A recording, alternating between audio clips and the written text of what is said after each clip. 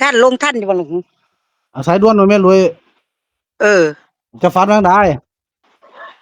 โอ้ยฝันว่าอั่นไปเที่ยวกับผัวนี่ล่ะเขาเลยห้องบอก46ในความฝันเมื่อคืนนี่หมอรวยก็บ่มาเนาะมื้อเช้ามาอยู่บ่ทัน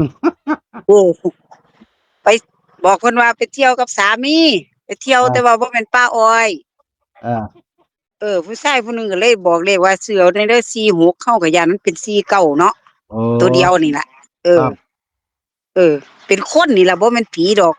เออไปเที่ยวแต่ว่าจื้อบ่ได้ว่าไปหม้องใดไปกับแฟนนี่ล่ะไปสองคนก็เลยไปพ้อผู้ชายผู้หนึงเพิ่นเลยว่าอย่าลืมเอาเด้อ46ว่าซั่นเพิ่นบอกซ้ำนี่ล่ะอืมอืมตัวเดียวเลยเห็นแผนกันที่เก่าตัวเนาะเพิ่นบอก46เฮาว่ากัน49ไว้นำแน่ อ๋อ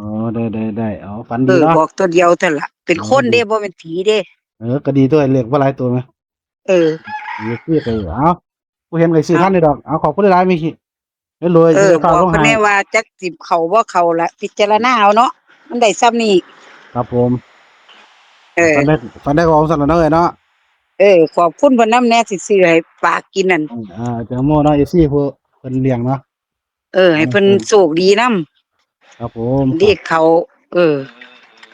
ส่งมาเนาะดูเนาะเออขอบคุณครับสวัสดีครับจ้ะ